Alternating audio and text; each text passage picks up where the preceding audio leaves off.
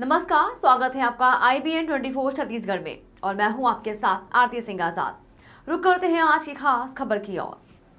Corona महामारी के समय स्कूली बच्चों में लर्निंग लॉस होता रहा है। इस लर्निंग लॉस को रिकवर करने के लिए संकुल प्राचार्यों का एक दिवसीय उपचारात्मक शिक्षण कार्यशाला का आयोजन महासमुंद के बॉयज स्कूल में किया गया।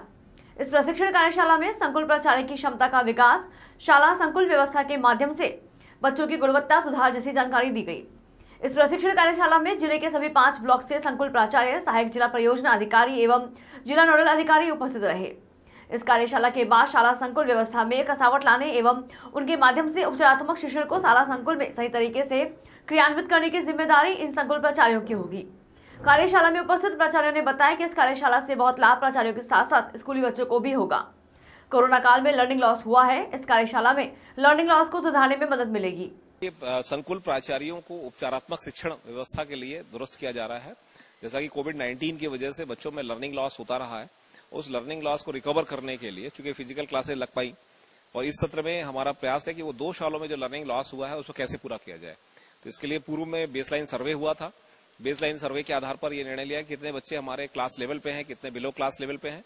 वो डाटा आज हम सभी प्रिंसिपल्स को दे रहे हैं और प्रिंसिपल्स ये कह रहे हैं कि अब इस बीच जो समय बचा है बोर्ड परीक्षा और इसके अंतराल में उपचारात्मक शिक्षा के माध्यम से उसको क्लास लेवल पे लाने का प्रयास करना है। इसके एक्चुअल सेगमेंट में जैसा कि अक्टूबर माह में बेसलाइन सर्वे हुआ था, नवंबर, दिसंबर और जनवरी 3 माह में ये उपचारात्मक शिक्षण की क्लासें लगनी थी और फिर फरवरी में हम इसका एंड लाइन परीक्षा भी लेंगे, अर्थात कितना उसमें उपचार के माध्यम से कितना उनमें गेन किए हैं बच्चे, कितने लर्निंग लॉस से दूर हुए हैं, ये हमारा प्रयास होगा। पहले हमने ऑनलाइन सब चीजें मैसेज किया है, वर्कशॉप भी किया है। चूंकि अभी बेसलाइन की बात थी, क्लासेस अभी लगानी है क्योंकि अभी लगभग दिसंबर में सारी पढ़ाई पूरी हो चुकी है।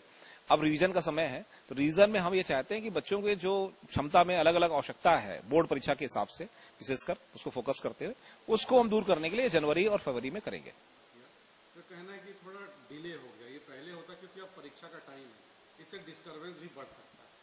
नहीं, चूंकि ये सही कह रहे हैं आप, मगर ये जैसा कि इसके लिए जो भी बजटिंग है वो सेंट्रल गवर्नमेंट की समग्र शिक्षा से बजट हुई है और उसमें स्वीकृति AWP स्वीकृति के बाद ही हम इसको शुरू कर पाए।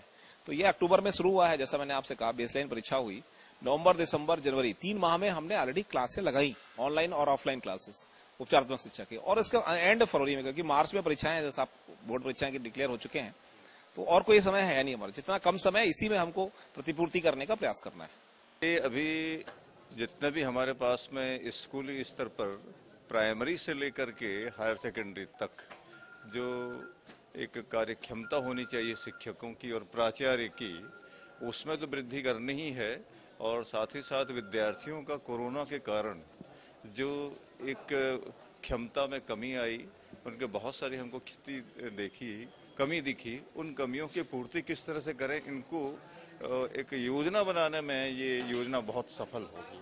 नहीं, एग्जाम की तैयारी तो निश्चित रूप से कराना है, लेकिन अभी 1.5 महीने का लगभग हमारे पास में टाइम है, जो कि फिक्स 45 दिन का होता है, तो 15 फरवरी तक है। तो 15 फरवरी तक प्राचार्य की इच्छा शक्ति बहुत महत्वपूर्ण रहेगी। तो इसलिए प्राचार्य की क्षमता में वृद्धि, ये एक संकुल प्राचार्य की क्षमता में वृद्धि बहुत जरूरी था।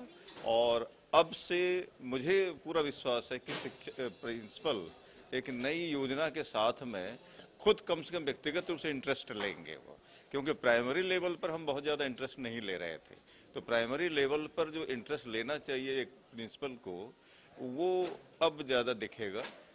केवल हाई स्कूल के परिसर में ही नहीं रहेगा, वो हायर सेकेंडरी के परिसर में ही नहीं रहेगा। तो पहली से लेकर के 12वीं तक उसकी क्षमता का उपयोग हो पाएगा। बच्चों में लाभ मैं समझता हूँ कि 70% तो लाभ जरूर होगा इसमें, मेरा ये मानना है।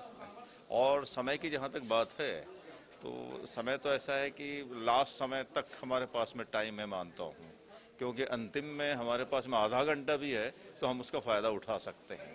अभी तो 45 दिन है, 45 दिन में हम काफ़ी कुछ कर सकते हैं।